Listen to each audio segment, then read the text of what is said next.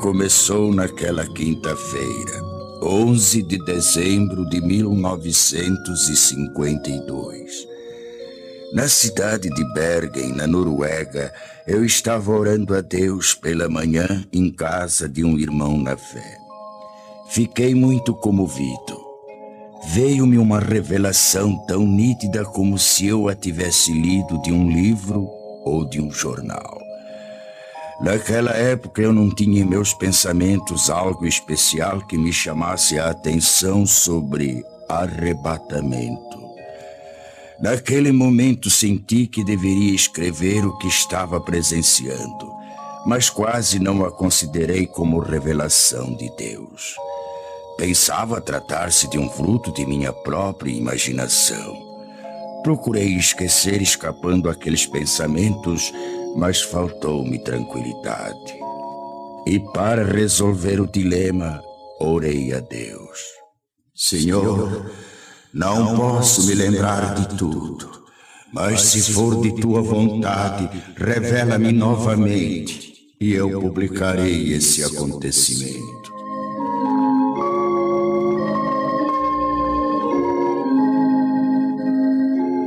Passaram-se 2 semanas. Numa noite, por volta das 22 horas, voltei a ver claramente pela segunda vez a revelação. Não tive mais dúvidas. Apanhei lápis e papel. Comecei a anotar os acontecimentos segundo iam se desenrolando diante de mim. Assim escrevi até 1h da madrugada. Estava já cansado e não suportando mais por causa dos meus 79 anos de idade. Orei a Deus pedindo que me deixasse descansar e que, se fosse de sua vontade que eu escrevesse tudo aquilo, que me permitisse ter a continuação da revelação no dia seguinte. E fui me deitar logo adormecendo.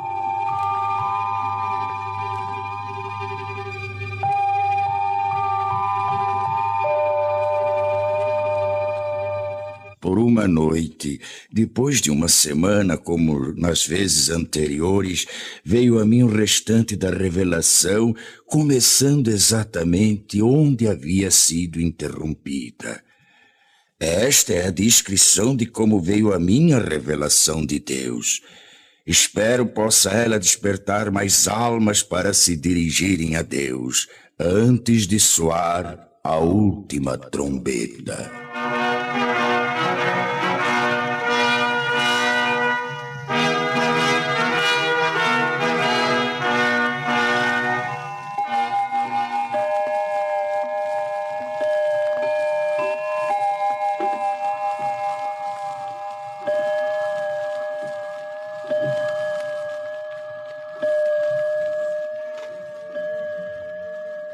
Nove horas da manhã.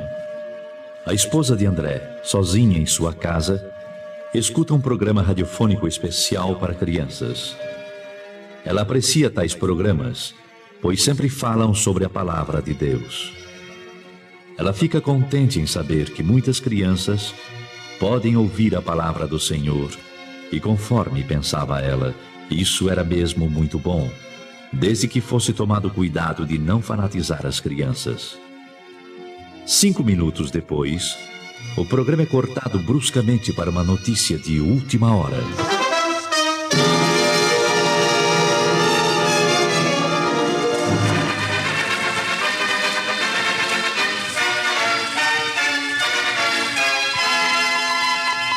Interrompemos as nossas transmissões para informar que recebemos de Oslo, nossa capital, notícias urgentes de que a cidade se encontra em pânico. E atenção para mais este informe. Oslo, urgente. Informa-se da central de polícia que algo misterioso aconteceu. Não se pode calcular o número de pessoas, tanto menores como de adultos, que desapareceram de repente sem deixar o mínimo vestígio para as autoridades. A nossa polícia não está podendo explicar o porquê desse acontecimento, nem sobre os desaparecidos. Trata-se de um número incalculável e solicita que em cada família, onde se note a falta de alguém, seja feita notificação urgente ao posto policial mais próximo, dando minúcias e circunstâncias ligadas ao desaparecimento para se facilitar o trabalho das autoridades, a fim de que possam desvendar este mistério. Mais este informe ainda. Oslo, urgentíssimo. À medida que passam os minutos, surgem novas notícias, cada uma mais extraordinária do que as outras. Da praça central desta cidade, muitos comerciantes, em meio aos seus afazeres, servindo a freguesia, desapareceram.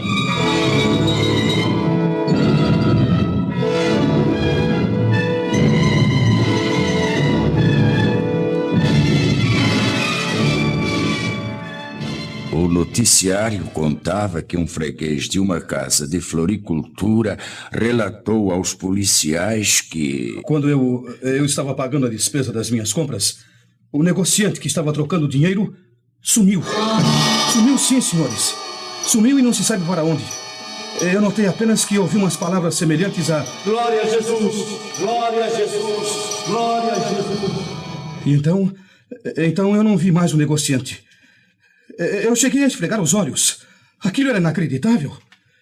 Tudo então parecia só uma leve neblina. Mas eu não tinha mais nada para ver.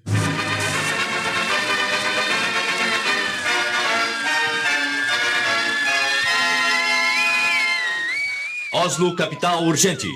Notícias de última hora informam que uma senhora gritava desesperadamente em plena via pública, jogando fora travesseiros e cobertores de um carrinho de criança, procurando inutilmente dentro do carro seu filhinho de apenas 8 meses de idade.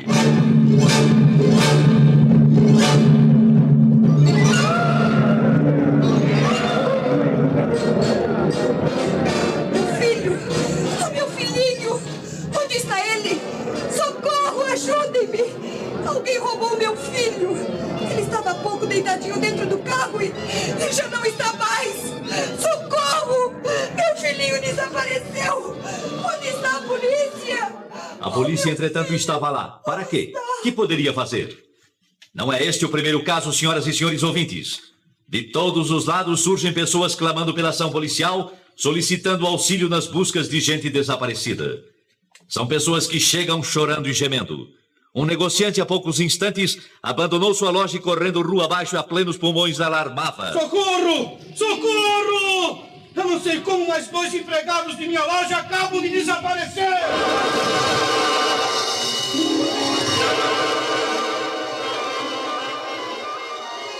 São alarmantes, senhoras e senhores ouvintes, as notícias que, além de Oslo, nossa capital, chegam também de Estocolmo, capital da Suécia, e também de Copenhague, na Dinamarca, e de Helsinki, capital da Finlândia. Que será o fim disso? De todas essas partes, os acontecimentos são iguais. Os desaparecimentos das pessoas são iguais. E de todo o interior do país, chegam as mesmas indagações. O que é isso? O que é isso? O que é isso? O que é isso? O que é isso?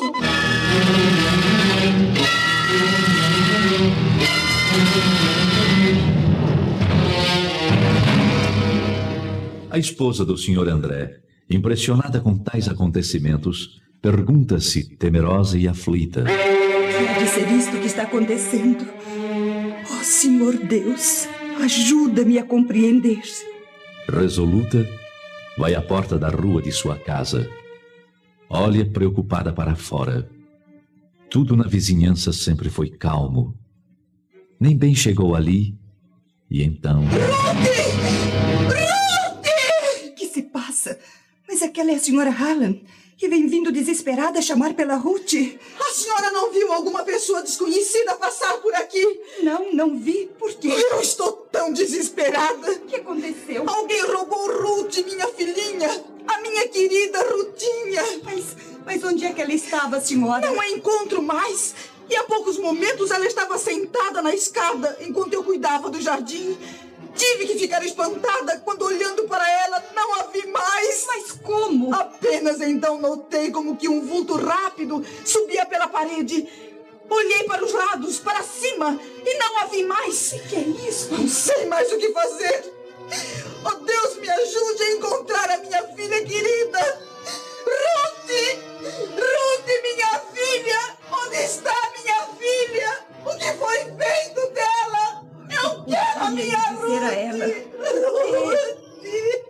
Pobre senhora Hallam. Como está sofrendo. Estou perplexa com este acontecido. E é igualzinho ao que o rádio está anunciando. Hã? Mas que é aquilo? É o meu marido, sim.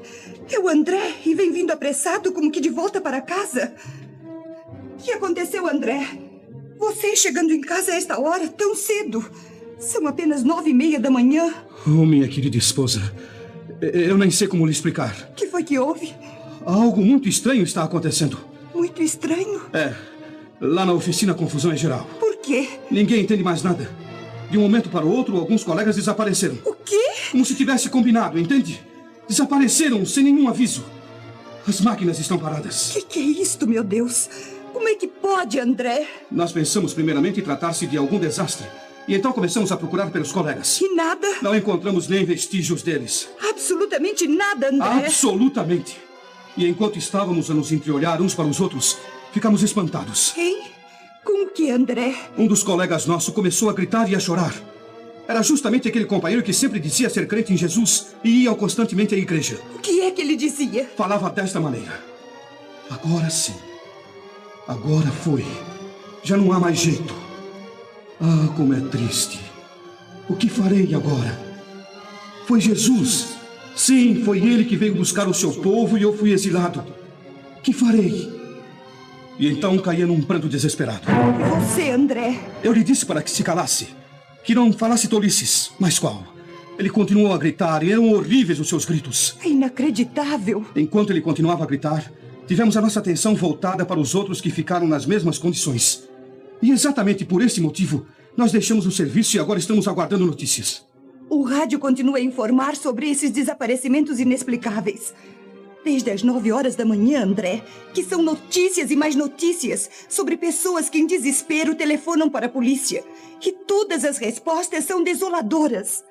As autoridades não podem fazer nada senão aguardar. Sabe, André? O quê? Chegam também pelo rádio notícias de alto mar, dizendo sobre passageiros e tripulantes que desapareceram misteriosamente.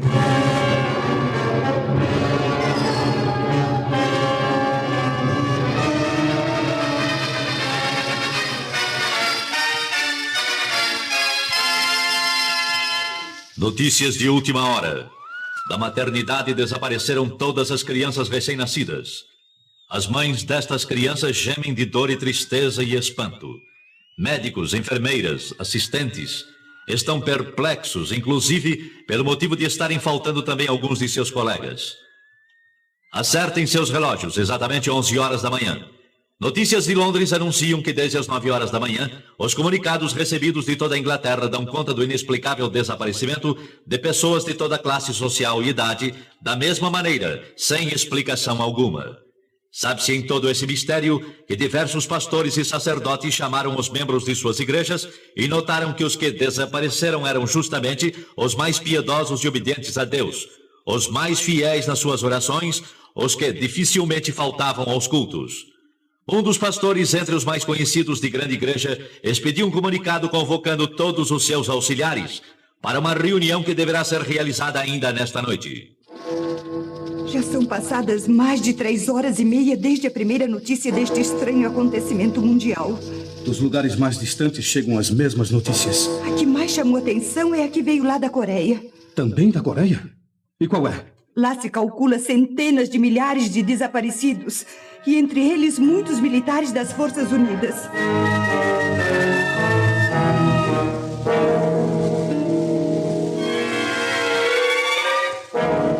É totalmente impossível descrever o que se tem passado nas últimas horas. A angústia toma conta de todos. As ruas estão agora com um movimento desusado. Pessoas correndo, chorando, chamando e clamando. As mães aflitas à procura de seus filhos, e no meio destes clamores também há os que zombam e amaldiçoam a Deus e aos próprios homens. Um senhor correndo com os punhos levantados gritava: Cuidado, gente! Cuidado! Ele vem nos pegar um por um! Com certeza perdeu o juízo! Uma senhora de idade, parada, com as mãos postas, olhando para o alto, clamava: Oh, não, não! Nós não estávamos prontos para subir com ele. E ele veio e eu não subi. Agora terei de ficar. Daqui para frente ninguém mais será levado. Ó Senhor Jesus, ó Jesus, ajudai-nos. Eu sei, bem sei, não adianta mais. E eu que sempre fui religiosa durante toda a minha vida, mas que nunca pensei que ele viesse assim tão depressa. Oh, eu devia ter cuidado mais de minha vida espiritual. Eu devia ter cuidado mais de minha vida espiritual.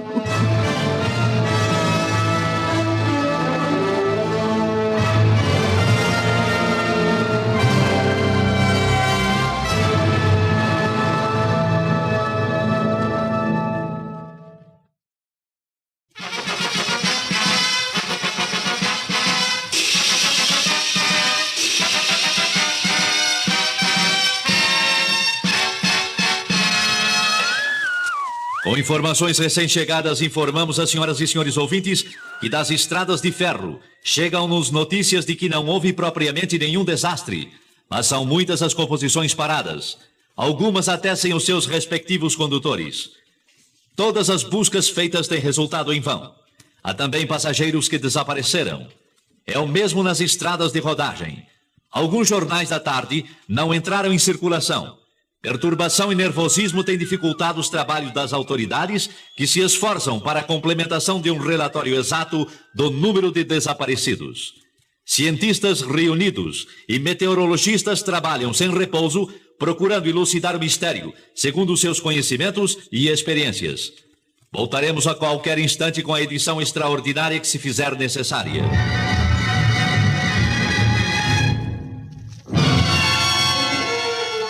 Lá dos Estados Unidos da América do Norte chegam também notícias, primeiramente dos estados do leste. E que dizem elas? O fenômeno é o mesmo como aqui na Noruega. Lá aconteceram desastres graves, com perdas de muitas vidas. Os jornais prometem dar informações mais claras sobre tais acontecimentos nas edições de amanhã. Vamos aguardar agora o noticiário radiofônico das 20 horas.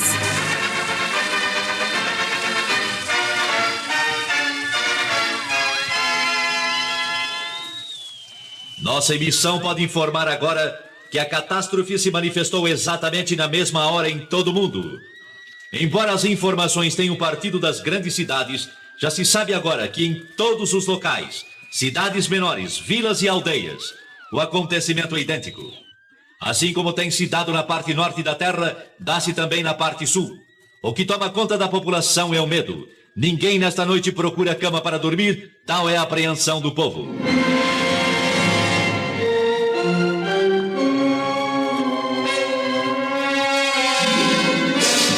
São histéricas as discussões nas ruas por causa de parentes e amigos desaparecidos. Eu sei, eu bem sei.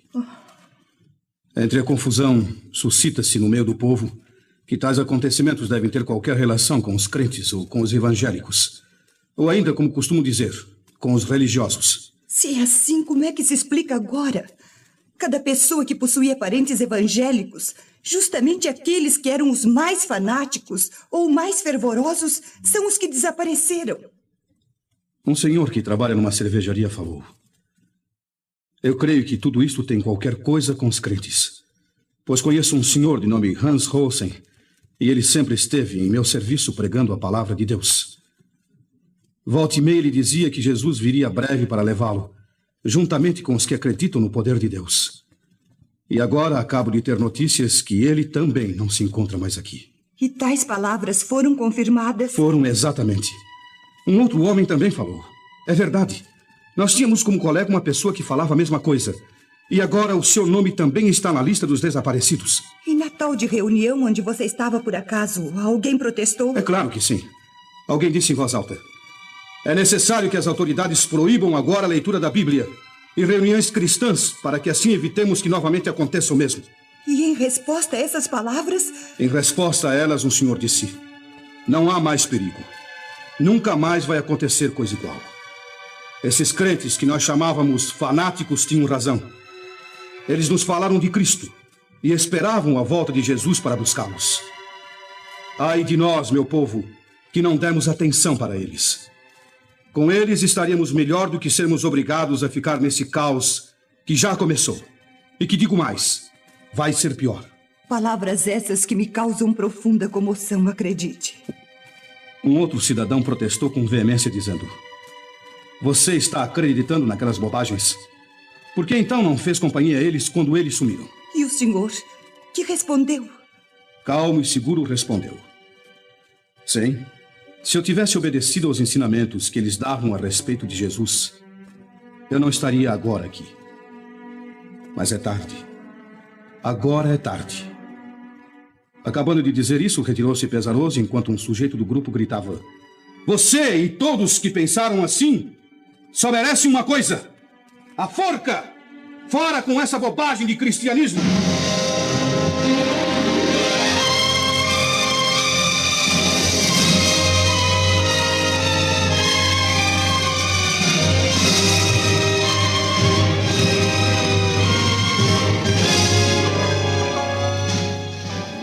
No dia seguinte, nem o rádio podia dar informações para esclarecimento do grande mistério.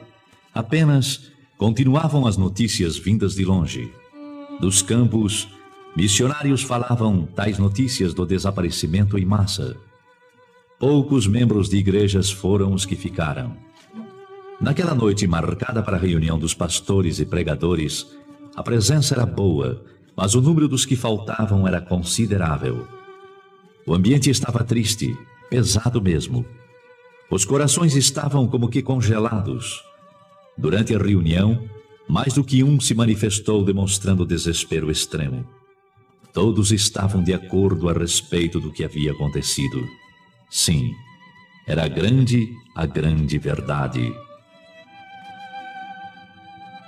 Santos tinham sido arrebatados da terra.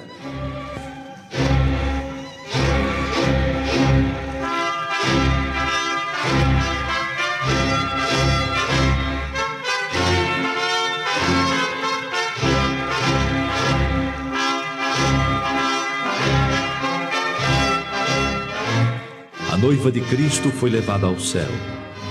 Entre alguns crentes, houve a confissão de que, apesar das preparações teológicas e estudos da palavra de Deus, nunca chegaram a compreender que aquilo seria uma realidade. A verdade é que estavam completamente estranhos ao novo nascimento e longe da adoção de filhos. Um dos mais novos falou: eu nunca aprendi assim. Os professores nunca nos falaram que ia ser como se deu estes dias. Houve nesse momento certas tendências para discussão. Porém, os ânimos estavam abalados demais para que saísse algo aproveitável. E um jornalista presente escreveu que a conclusão dos crentes que ficaram é a seguinte: o que se passou nestes dias, sem dúvida, foi o que está predito na Bíblia Sagrada, ou como está escrito sobre a assunção da noiva, ou que Jesus levou os seus. Isto é tudo que podemos informar no momento. Este comunicado, porém, não foi publicado. As autoridades acharam que tudo aquilo era produto da mente nervosa dos evangélicos e seus ministros. Foi ainda qualificado de fantasia, sem ter nada de realidade. Depois de um acontecimento de envergadura, qualquer pronunciamento de esclarecimento só poderia ser dado pelo governo. E se for provado que tem relação com a religião cristã, o primeiro passo deve ser o do fechamento das igrejas e outros lugares de pregações evangélicas, até que o caso seja devidamente esclarecido. Mas já não se trata de caso nacional, e sim de internacional.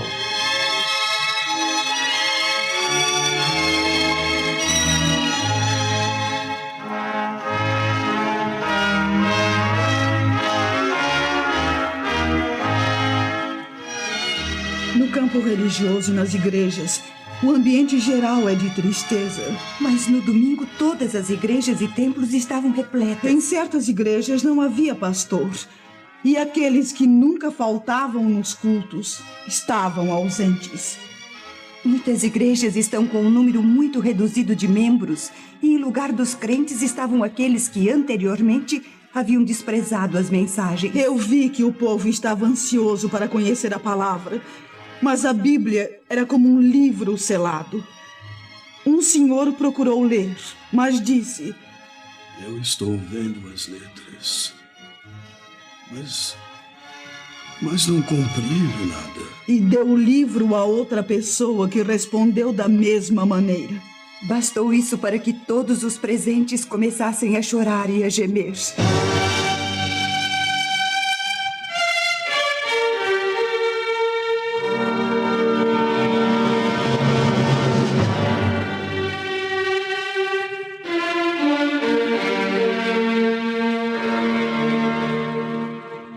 Mas a população em geral culpava os religiosos por tão grande calamidade.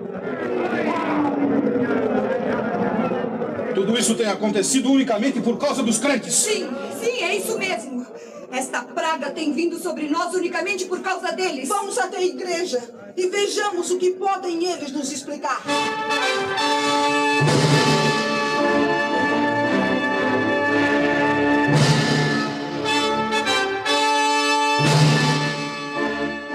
E a explicação dos que ficaram foi simples, triste e com poucas palavras.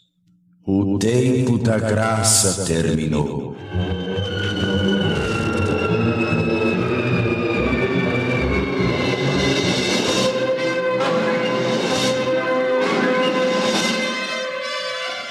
Mas algumas palavras e no culto iniciou-se a confusão, bem como em todas as reuniões realizadas para tais esclarecimentos. Alguns, levantando-se, começavam a culpar o pregador. A culpa é sua!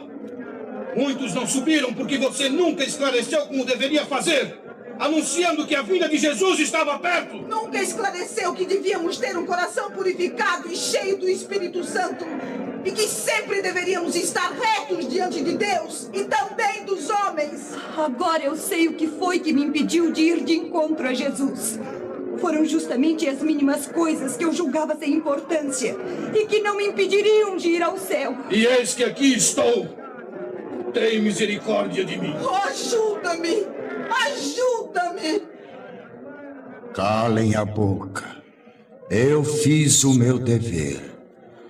Fiz o meu dever e fiz mais ainda.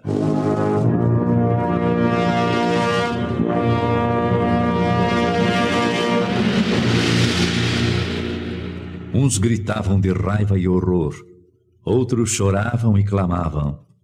Era inútil. A porta estava fechada para sempre.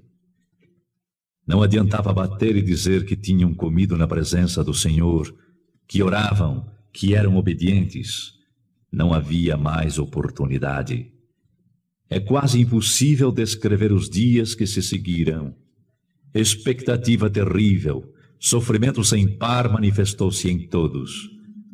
E foram lembrados os convites feitos pelos pastores e o desprezo com que receberam esses convites. Muitos que eram chamados de crentes agora compreendiam que a fé que professavam consistia apenas em palavras ocas e frases costumeiras. Alguns iam às igrejas apenas para acompanhar amigos, outros porque gostavam de cantar no coro, tocar instrumentos e outros interesses, sem possuírem o verdadeiro desejo de ouvir e obedecer a palavra de Deus. Não eram nascidos de novo, nem tinham o selo da promessa, nem adoção de filhos. Não tinham, portanto, direitos sobre a herança. Para certas pessoas, a igreja era simplesmente uma sociedade, um local para passarem as horas vagas. Mas agora estes mesmos clamaram: Senhor, abre-nos a porta.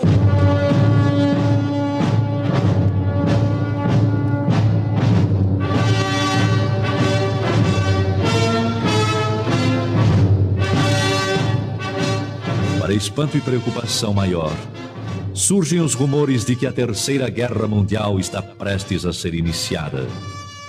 As relações entre Oriente e Ocidente foram cortadas. Nos regimes que pertencem ao bloco comunista, anuncia-se que foram proibidas toda e qualquer reunião evangélica. Estavam, pois, já reconhecendo que a perturbação existente e a desordem geral, os culpados eram os crentes.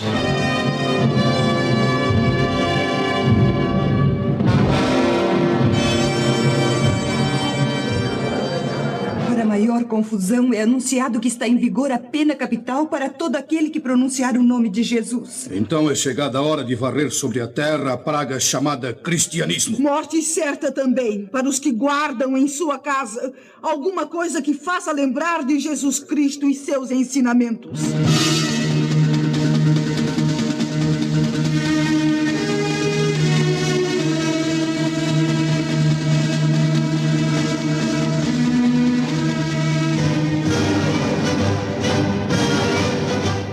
Nos países democráticos, demorou um pouco para que seguissem o exemplo comunista. A maioria descrente, tanto da população como nas camadas governamentais, exigiram aquelas medidas, procurando assim garantir o povo da perturbação nesse sentido. Foi, pois, aprovado em todos os cantos da terra a mesma lei, ou seja, morte para os chamados crentes. Bastará pronunciar o nome de Jesus para sofrer a pena capital.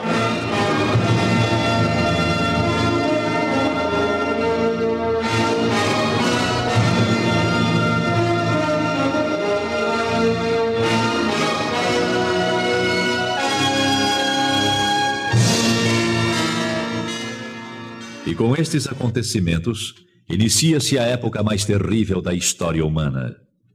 Uma grande parte dos crentes que ficaram, continuando a clamar o nome do Senhor Jesus e não obedecendo às autoridades, foram presos e julgados ditatorialmente. Só escapariam se aceitassem as condições impostas pelas autoridades.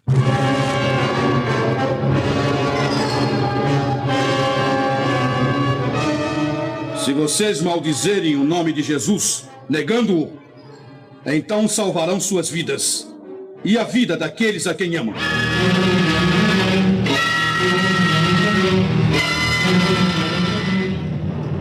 Para a perplexidade das autoridades, milhares ficaram firmes no propósito de testificarem que eram de Jesus e não o negariam, qualquer que fosse o resultado. Agora, Satanás estava demonstrando que verdadeiramente estava agindo sobre a face da terra.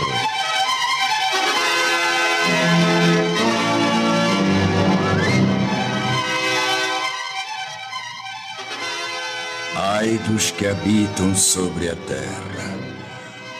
Uma parte grande desses novos crentes não resistiram às ameaças e aflições. Negaram a fé. Negaram o Cristo. O mundo inteiro está no maligno. Todo o mundo jaz no maligno.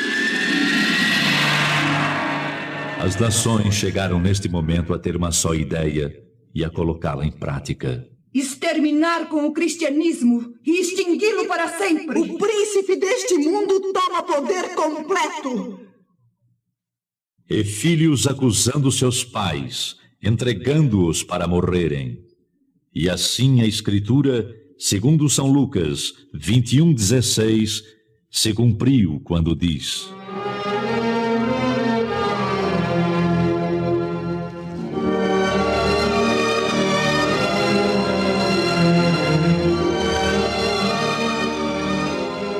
E até pelos pais, irmãos, parentes e amigos sereis entregues e matarão alguns de vós. E por todos sereis aborrecidos por amor do meu nome. Faltam palavras para as demais cenas horrendas que se desenrolaram, mas no livro do Apocalipse, Deus revelou os ais e as pragas que hão de vir. E o clamor destes infelizes continuava, segundo São Mateus 24:22.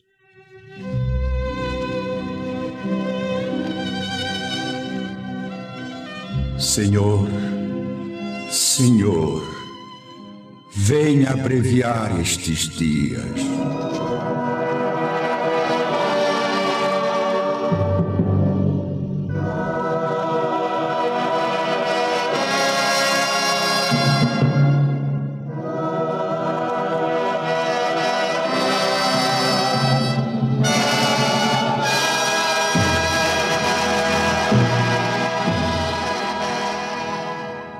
E assim termina a descrição da revelação que a mim veio quando me encontrava no dia 11 de dezembro de 1952 em Bergen, na Noruega.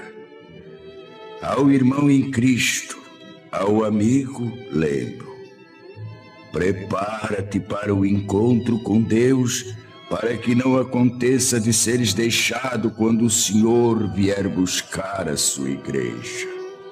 A noiva, hoje mesmo procura a face do Todo-Poderoso e pede, com o coração quebrantado e contrito, que a graça e a luz te sejam concedidas pelo Espírito Santo.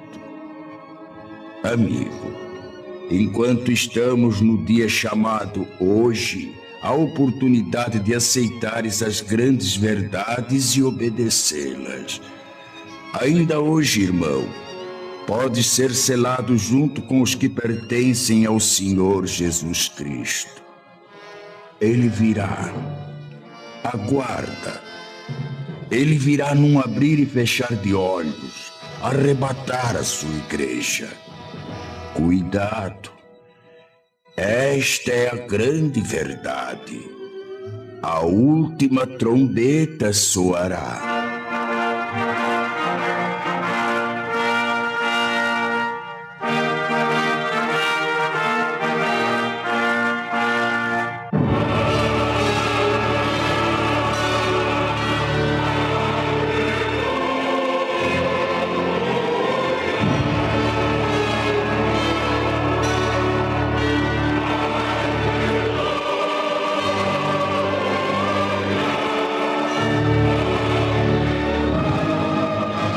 Esta foi a revelação recebida por um servo de Deus, Olaf Rode, sobre o arrebatamento da Igreja de Cristo. Seu tradutor é o virtuoso missionário Erik Alder Peterson, que lembra a todos esta seguinte advertência autêntica: A vinda de Jesus está próxima. E como vai ser quando ele vier e os dias que se seguem? Podemos relembrar nestas poucas cenas que ouvimos, com todas as ocorrências, que milhares sejam despertados e se preparem para o grande dia da última trombeta. É o que eu desejo de coração.